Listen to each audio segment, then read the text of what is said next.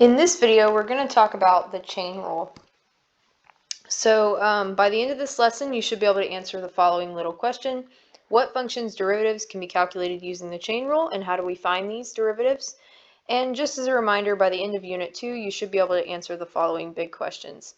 How do we make finding derivatives easier, and what is the point of finding derivatives?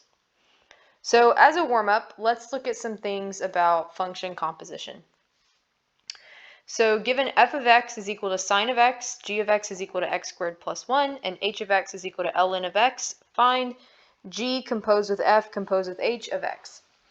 Okay, so let's do a little refresher on composition notation.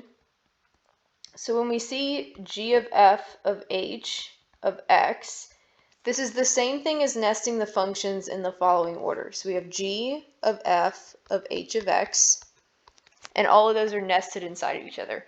So what this means is we're going to plug the function h into f and then that function into g. So let's see what this would look like.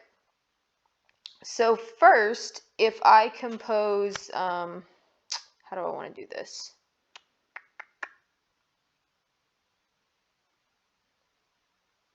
Okay, how about we do one step at a time. So first of all, let's find f of h of x. So what this means is I'm going to take the function f, and everywhere I see an x, I'm going to plug in the function h. So this is going to look like sine of the natural log of x. Okay, now I want to take this function, f of h of x, and I want to plug it into the function g. So if we want to find g of f of h of x, that's going to be equal to sine of natural log of x squared plus 1. So everywhere we see an x in that g of x, we're going to plug in our function f of h of x. So that should be our full composition here. Okay, now we want to kind of go the other way. So if we have two functions, cosine squared x and cosine x squared, we're saying they're two functions of the form f of g of x and g of f of x. So we want to find the functions f of x and g of x. So first, if I look at cosine squared of x, that's the same thing as cosine of x quantity squared. Whereas cosine x squared is saying cosine with an argument of x squared. So these are two very different functions.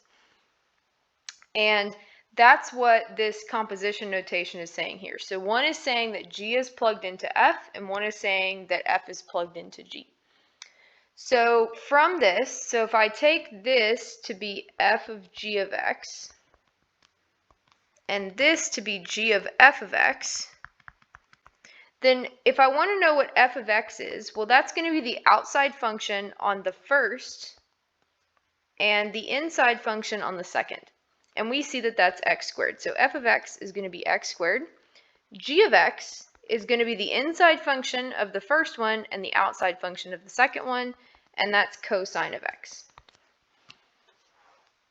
Okay, so that's a little bit of a review on function composition, because now that's going to play into the derivative rule that we're going to talk about today.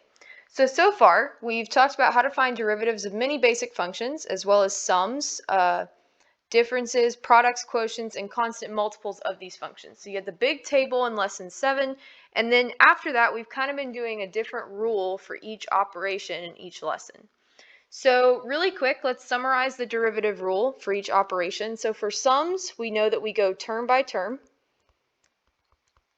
And basically that just means each thing that's split up with a plus or a minus sign is going to be its own separate problem, sort of. Products, we know we use the product rule. Quotients, we know we use the quotient rule. And constant multiples kind of just go along for the ride. And so what we mean by that is they can be brought outside.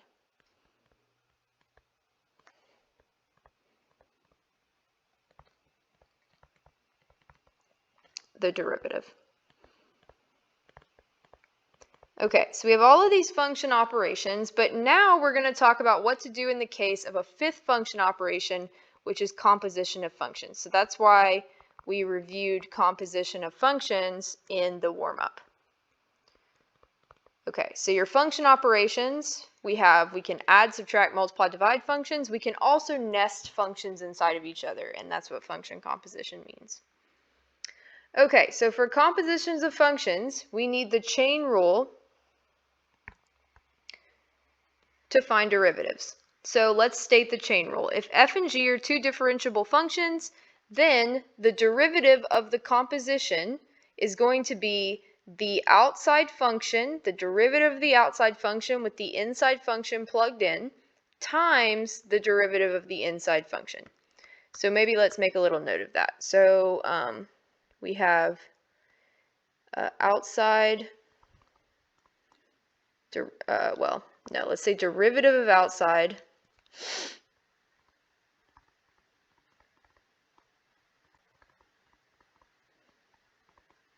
with inner plugged in, and this is derivative of inner. Okay. Alternatively, we can start to use what's called Leibniz notation. So this was shown to you very briefly in lesson 6, I believe, when we talked about all our different notations for derivatives, and I said that they would be showing up as we progress forward in the class. So we've been using the prime notation a lot, but when we start to use chain rule, this idea of the fraction notation or the Leibniz notation is really, really useful because it helps us to see what layer we're on at a time when we're talking about function composition. So if we're going to state this with Leibniz notation, we would say if y is equal to f of u and u is equal to g of x are two differentiable functions, then the derivative of y in terms of x is the derivative of y in terms of u times the derivative of u in terms of x. Okay? And the reason this notation is so nice is because if you were going to multiply these things like fractions, well, we could just say the du's cancel out and we're left with dy over dx. Okay? So it's kind of, the idea is sort of you're introducing a new variable to sort of bring you between the layers, if that makes sense, of the function composition. Okay, so we're going to see this Leibniz notation pop up in these examples because it's going to be very useful in later lessons that we do, so it's good that we try to get a handle on it now. Okay, so let's dive into some examples. First, we want to find the derivative of y is equal to e to the sine of x. So first, let's identify the outer function. So the outer function here is e to the x, and the inner function is sine of x because sine of x is plugged into the exponent of e to the x. Okay, so if we want to think about finding the derivative of e to the sine of x, the first thing we're going to do is take the derivative of the outer function, but have the inner function plugged in. Okay, so the derivative of e to the x is e to the x, but instead of x, I want to plug in sine of x because that's the inside function. Okay, so let's make a little note of that. Maybe I'll do it with the highlighter. That'll make it less messy. Okay, so this is derivative of e to the x with sine x plugged in.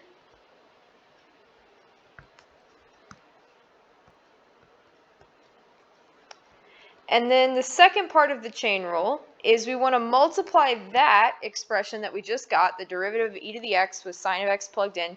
We want to multiply that by the derivative of the inside function, so the derivative of sine of x. Okay? So if we do one more step just to, work the chain rule completely out, we'll just recopy that e to the sine of x, and then the derivative of sine of x is cosine of x. Okay, so that's our derivative using the chain rule. Let's try another one. So this time we're going to use the prime notation, so we're just, getting you fluent in going between all of your different notations. So this time we're given the function sine of cosine of tangent of x, and we want to find f prime of x. So notice here, this is not multiplication of three trig functions because I don't see three different x's. All I see is each function plugged into the one before it.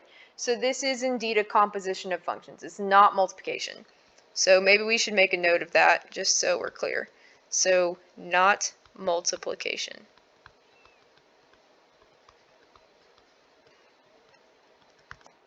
Okay, so let's list the three functions in this composition from outermost to innermost, because when we do chain rule, we kind of work from the outside and then we go in as far as we can go. So the outermost function is sine of x, the next one is cosine of x, and the innermost function is tangent of x. Okay, so let's do the derivative. So remember, we start by taking the outside function. So we have sine, or the derivative of the outside function. So the derivative of sine is cosine.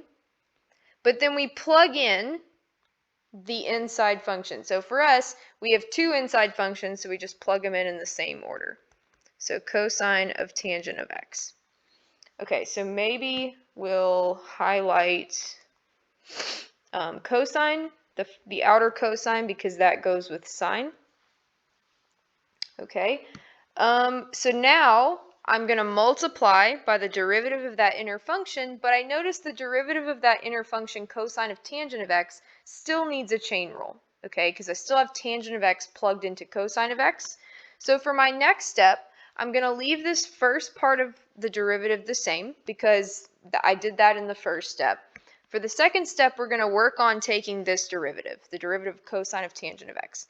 Okay, so I'm going to take the derivative of cosine, which is negative sine, and I'm going to plug in the function that's inside of cosine in the original problem. So we have negative sine of tangent of x. So here, this negative sine comes from this outer cosine, okay? And so that's also this cosine up here. And then finally, I want to take the derivative of that last inner function, that tangent of x. So that's what I'm going to do in the third step. Everything else is going to stay the same. So I'm going to pull this negative sign right here out to the front. So I have negative cosine of tangent of x times sine of tangent of x.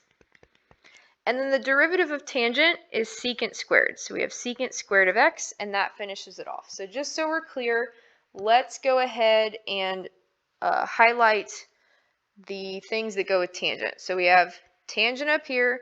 That's the same as the tangent here. And finally, my derivative of that innermost function is secant squared of x. Okay, so hopefully the highlighting helps you see a little bit more where those different layers are coming in, and maybe I'll just, no, I think that's good. So in each step we want to highlight that we're doing a different layer, so I think I like it like that.